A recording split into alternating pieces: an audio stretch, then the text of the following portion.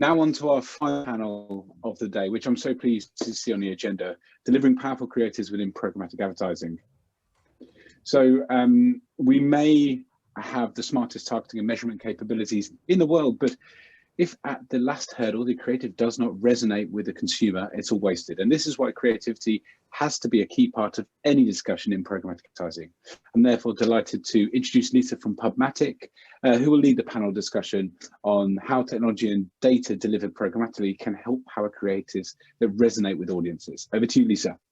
Thanks so much, David, and thank you to everyone for joining. But I wanted to hand this over to the actual panel, who are experts in this. So we'll give them a chance to introduce themselves, and I think answer the first question of how does creative differ in a programmatic environment. So I'll go alongside of my screen. So Johnny, over to you. There's the unmute button. Yeah, the biggest difference with dynamic creative, right, is that there are often these triggers that allow kind of a customized and tailored experience to happen. And a lot of programmatic is fully functioning with a lot of automation that's happening already. But the creative element really kind of comes to life with this dynamic creative element. I think the distinguishing element now is a little bit blurred because HTML5 can do so much more than what has traditionally been done in the past, but it's also kind of an exciting new frontier because it seems like we're just kind of getting started with some of these advanced automation tools that are just kind of like warming up.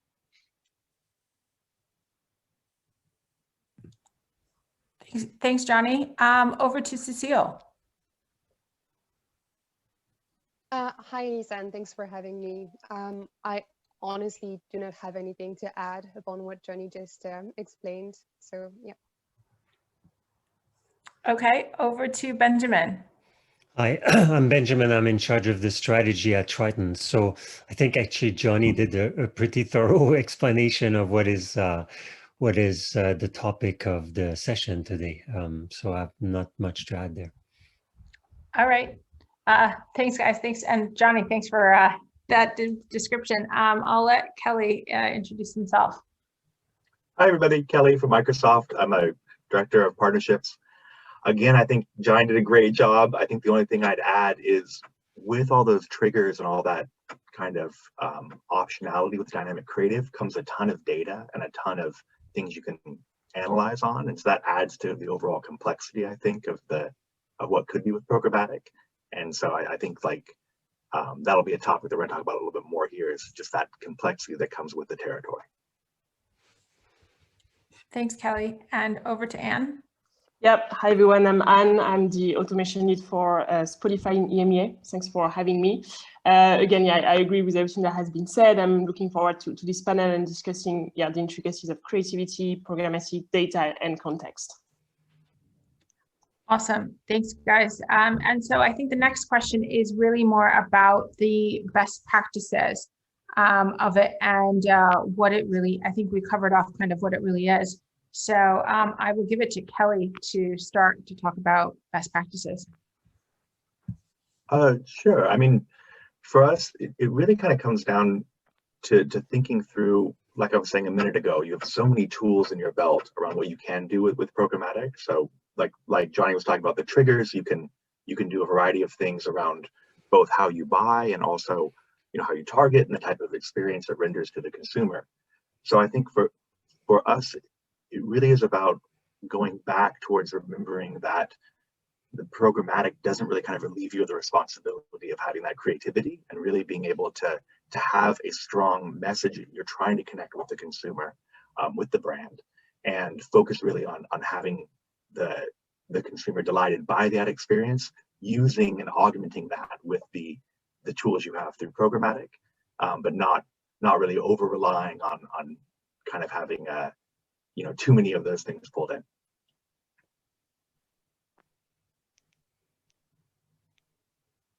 And you look like you're going to say something, so no, I'll I was just you. Yeah.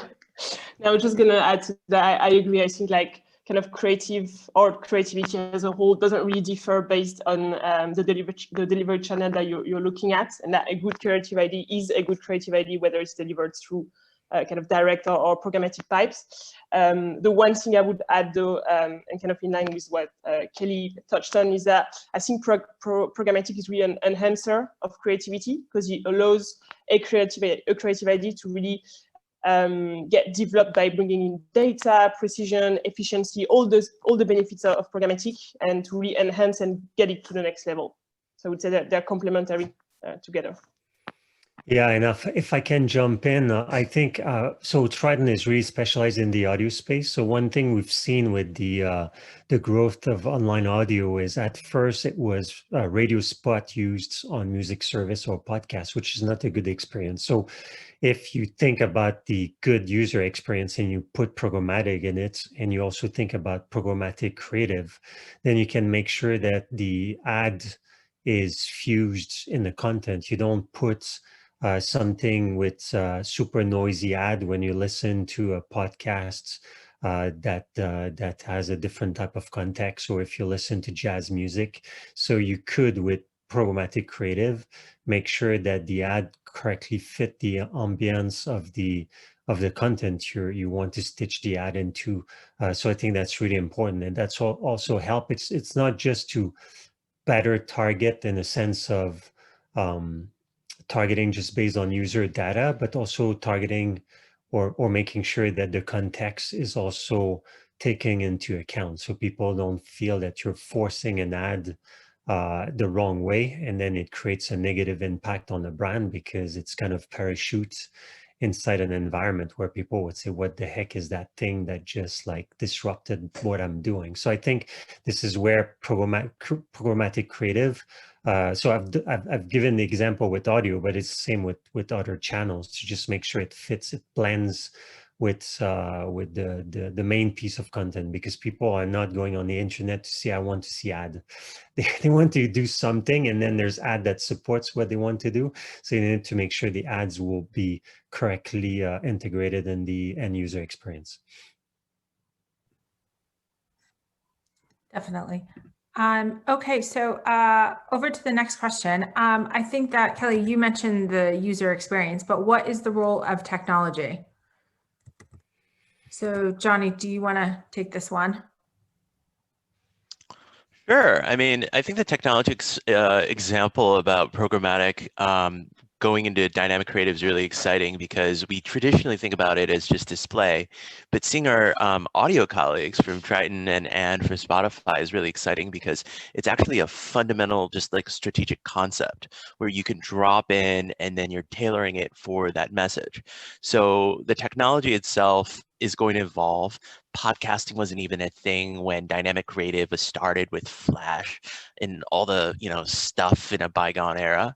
So right now we're kind of at this moment where HTML5 is the way, programmatic, pre-bid, all this stuff is making it go faster and more relevancy, even with all these privacy things happening. So the technology itself, I think, is going to evolve. It kind of doesn't matter. There's some stuff that's making it easier, but conceptually what's happening is that we're fully on programmatic. We're fully on with kind of this dynamic insertion. And then forgive me for the pun on this, but the creativity of like how you put it in to make more relevancy with all of the triggers that are traditionally used for like day parting, weather, and so on, is just making more relevancy with more kind of opportunities to be better in front of potential users and customers. Thanks, Johnny. Anne, do you have a comment on this as well? Yeah, no, I do. I agree with what Johnny said, obviously. I think, yeah, to me, when it comes to creativity, technology has two main roles, really. I think it's in the very first panel that Nicola from Xaxis touched on it. But essentially, I think technology is really allowing us through programmatic to add layers to creativity. So that means that, and audio is a perfect example for it, because it means that you would have your core ID, which is a great creative ID, And then you can start really playing around with it and adding some depth to your strategy by looking at context, at audience targeting, at moments, at sequential targeting, all the things you can do through programmatic pipe. And that's why I'm thinking of technology really as a layer and multiple layers on top of the creative ID.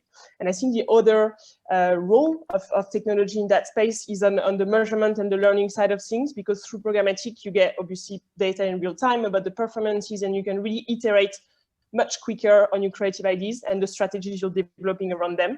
And that's a core role of technology when it comes to creativity, in my opinion. I really agree, sorry to jump in there, but really agree with what Anne just said about the iterative nature of creative optimization that is enabled by programmatic. And one campaign that we were really proud of happened recently with the Xaxis in Norway was for Volvo. And what happened is that they really collaborated with Mindshare, the ID, also Grave was for the creative side, and with the client, of course, and of course Xaxis for activation. And what they did was to create that culture of continuous innovation by really iterating and testing different things. So changing the logo, changing the layout, to really talking together with the creative aspect and the more media buying aspect. And then from there, really iterating, testing different things, different messages for different audiences. And it was really successful, like really enabled by that collaboration.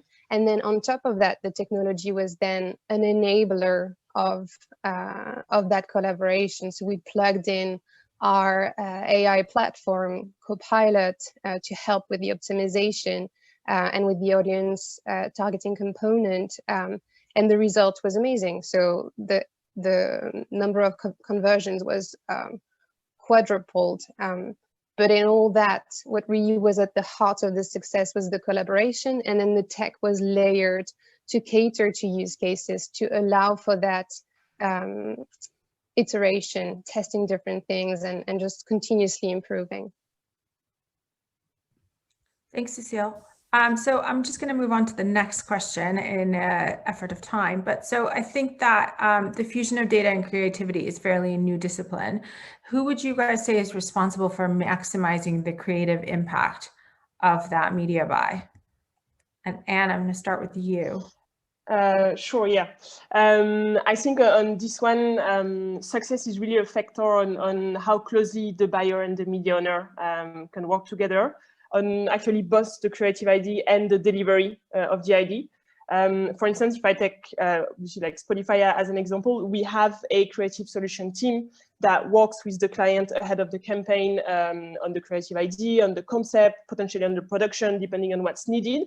And then we also have a unique set of first-party data and insights about our users' behavior on the platform that we share with our partner to help with planning and make sure that the ad is served at the right moment in the best context possible to optimize the impact. So to me, it's really that like working relationship on both the creativity and the strategy and targeting through programmatic that is the source of success.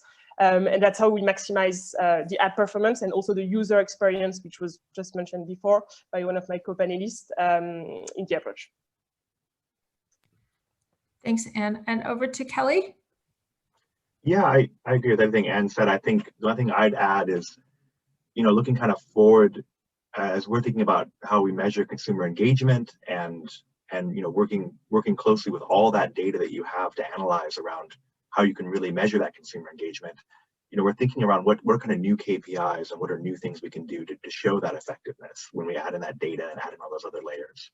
So, for example, we just joined the Attention Council on the Microsoft side, and that's really a group that's trying to focus more on, things that you can look at beyond kind of short-term, performance-based KPIs. I think programmatic sort of gets put in that box of just trying to measure clicks and that sort of thing. And so, really what we're trying to do is think around what are longer-term brand-building metrics that can really start to use this tech to show the user having many touch points to the consumer decision journey and ultimately leading to an outcome that's more effective for our brand.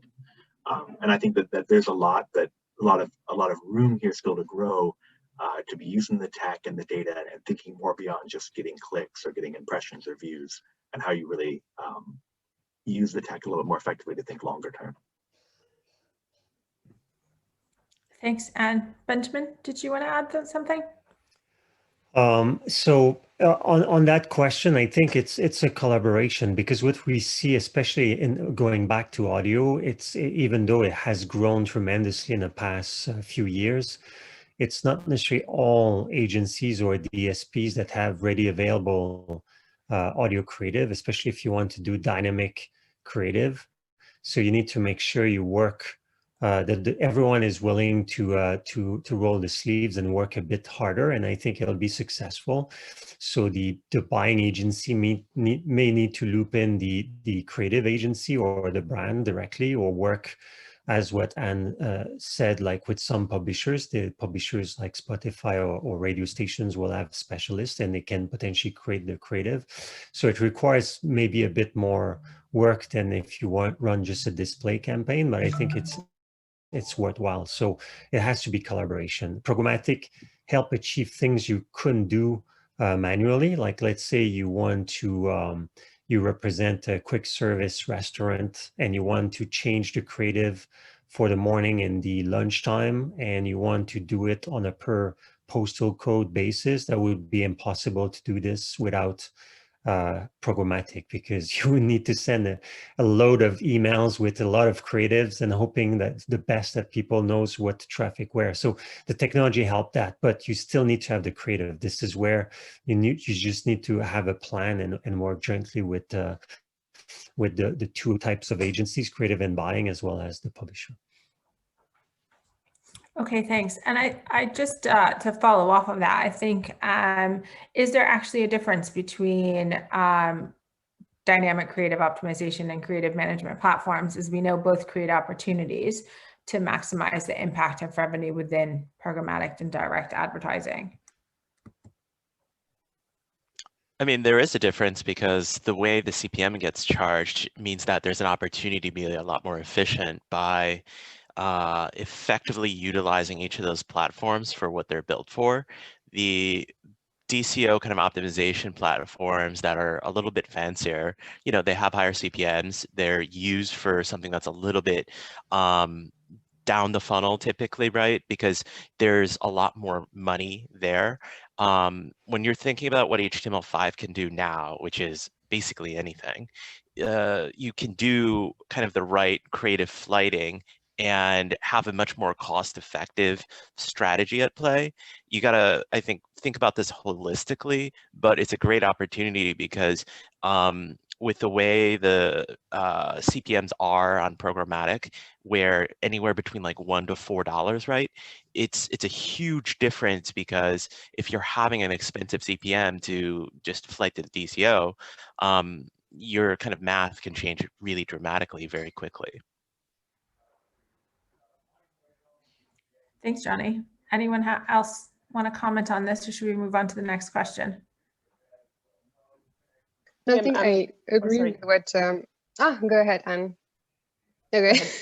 No, because to go back to your question, the difference between those two types of platform is also like going back to the use case, because creative management is more about perhaps tailored up production, and dynamic creative management is more tailored towards decisioning and automation of that decisioning. So being able to absorb feeds and then assemble assets on the fly. But at the end of the day, there will be a whole lot of spectrum of different types of companies that may offer one or both, one or the other or both. And what counts is that you have the right people to be able to pick for select use cases, the right, which is why we have actually created a unit at Xaxis this year called Xaxis Creative Studios, to have designers and developers and people who can be more creative centric, still having that data expertise, but bringing more that culture active being able to select the right tools depending on the use case. Thanks, Cecile. Anne? Yeah, and I fully agree with that. I think that also kind of sometimes a programmatic creative doesn't necessarily need to be actually dynamic or even reliant on kind of too much additional tech to be great. And in particular in the audio space, like that's kind of the beauty and simplicity of audio, where the production costs are much lower, and we kind of touch on that as well. But just making a smart use of data to inform the programmatic delivery strategies and leveraging all the targeting options that we have access to through programmatic pipes can make just a simple creative really brilliant without too much tech or additional cost. Thanks so much. So moving on to the next question, as we've talked about creative, how well does programmatic creative work for brand and direct advertising and creative optimization and creativity? Kelly, I'll let you start. Yeah, I mean, for Microsoft, it's worked really well. We find it a very effective channel. We've got a variety of programmatic campaigns that we're running across display, video, connected TV, native formats. You know, we've got also, as you can imagine, a really large consumer graph and sort of data footprint around first-party data. So we've got, you know, a lot of stuff that we get through our search activity or web activity on our properties, LinkedIn data or demographic data. So our corporate marketing team, you know, has tested using a lot of that across the programmatic channel and layering that data on there, and you know they've found fantastic results. So they've been continuing to optimize and grow that channel. Also, you know, Microsoft has been focusing on leveraging programmatic and data to help other advertisers achieve their campaign outcomes as well programmatically. We have the Microsoft Audience Network, which really is a platform that we've developed that helps advertisers leverage that Microsoft first-party data and add that to their own data, and then be able to, you know, extend their campaigns across MSN or Outlook or Microsoft Edge or other properties that we have. And so we're seeing, you know, really strong results and great outcomes there through the flexibility of that channel. I think really, like, you know, as there's going to kind of think like Johnny was saying, is there's going to be more stricter privacy and regulatory laws, and you know, changes in how browsers handle third-party cookies and all that kind of stuff. It's going to put an enormous amount of pressure on that third-party data, and I think that emphasizes even more the value that, you know, brands are going to find in first-party data and in publisher first-party data and contextual targeting and all sorts of things like that, which will become kind of pillars, I think, of how we buy programmatically in the future. Thanks, Kelly. Benjamin, did you want to add from an audio perspective? Yeah, I think there's it works both for upper and lower funnel strategy. I suppose it depends how you use the technology. So for the lower funnel, the example I gave for the quick service restaurant, you may want to have a really specific offer depending on the postal code and time of day. So that would be a good example of trying to do drive conversion, last mile conversion, let's say. But if you go back to my first comments at the beginning, if you know you want to do branding and awareness, but you want to buy across podcast, music service, radio. As I said, you don't want to use the same creative because it may not be a good fit, and you don't want to project your brands, put your brand on the wrong foot the first time a listener listens to your brand. So you may want to have the right music bed, the right message. So then you could use also dynamic creative to just pick and choose the right creative, knowing where it will play. Or the time of the day, but more just for brand awareness. There's a cost involved, like Kelly said. So Johnny said, sorry. So there's you need to pick and choose the right tactic, but I think it's useful in a two strategy. Can I just add, sorry, in terms of that brand versus direct, that in terms of user experience, it doesn't really make sense, because I know that we talked quite a bit about really at the end of the day, improving the creative is improving the user experience. And we know that it's important because it's at the heart of that tacit agreement between users and publishers that the content is made available for free because we're serving ads. And so if we think in terms of user experience, that brand versus direct doesn't really make sense. So, for example, in the Volvo campaign that I mentioned before, they did several tests, for example, with interactive elements, like do we add them and at which stage of the funnel And what they realized was that the place where it was working best was actually mid-funnel, when a user had already been to the website. And when you think about it, it does make sense, because you don't want to try and see how to customize the car if you haven't even really been exposed to the overall brand narrative. And so in that user experience lens, it does make sense. And it means that, yeah, maybe for some of those use cases, technically it will be a brand budget, but from a user experience, there's actually a whole funnel that you can work through. And the best way to approach it is just to test different things and see what works. Thanks, Cecile. Just conscious of time, I think that if we could all look into our crystal balls, what would you say is the future of programmatic creativity? Cecile, I'm going to start with you. Well, user experience centric. So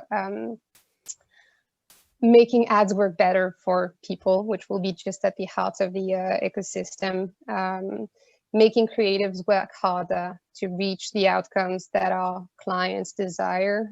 So tailoring those creatives more towards actual outcomes than clicks, which actually may be a misleading metric sometimes. But also thinking that programmatic plus creative can mean DCO, yeah, but not just that. So we're starting to see lots of digital native formats arrive, like we have conversational ads, which is a format with IAB standards, but actually you can interact with the brand, rich media, contextually relevant creative, where the creative picks up contextual signal to make the ad relevant, is going to be probably the future of programmatic, and all of that enabled by more collaboration, because that creative and media split doesn't really make sense when it comes to building the best user experience. Thanks, Cecile. Benjamin, over to you. So in the audio space, all of the technology is there. I think the adoption is not yet where it should be, but we're seeing a steady growth and usage of the programmatic creativity capability. So I'm hopeful that in 2021, a lot of the campaigns at the end of the year would leverage to some extent some programmatic creativity capabilities. Thanks, Benjamin. Over to Anne.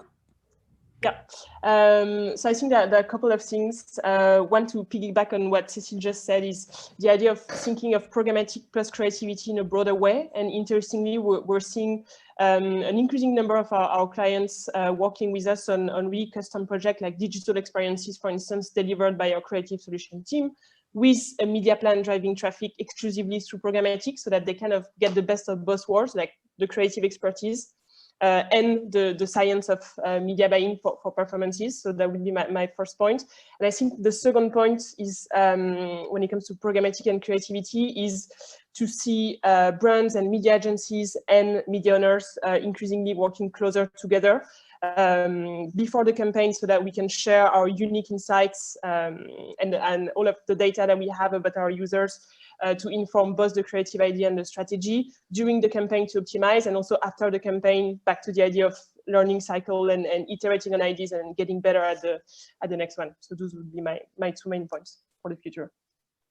Thanks, Anne. Kelly? I agree with everything everyone said so far. So trying to think of things that weren't already listed. I think for us, we're looking forward, I think really rethinking too around what kind of KPIs and metrics we have, and looking for that greater engagement, and how that is more than just sort of impressions or clicks, and how it really translates through the entire consumer journey, and having the tech that allows you to do that. And then native for us is a really growing channel, and we're seeing really good engagement across that. And so we'll continue to push on the native programmatic front. And Johnny, I will end with you. The things that we're doing now at Mediacom that's really exciting, I think, is a really good slice of the future. One thing that we've done is set up a vision analytics. So it uses machine learning and then artificial intelligence to see what's inside of an ad. And this is across English, across dozens of languages globally. And you can actually synthesize and quantify all of the different elements in the ad and heat map them, and then have a visual kind of score of all of the different elements. So as you are moving them around dynamically from a logo on the left side to a logo on the right side, you can model and know exactly how that lift changes. So we're getting to an atomic level about what the elements are, the colors, the precision. So all of this data is going to allow for better advertising. We're going to have better customer moments in the customer journey. And this is, I think, kind of a really exciting part of the future, because this isn't requiring lots of new technology. It's a natural part of the workflow, and it's integrated now with something that we're starting with. So we've already kind of, I think, begun. Nice. Awesome. Thank you guys so much for joining this panel and sharing your expertise. I'm going to hand this over back to David. Much, Lisa, and to all the panelists. And thank you very much for sharing what the future could look like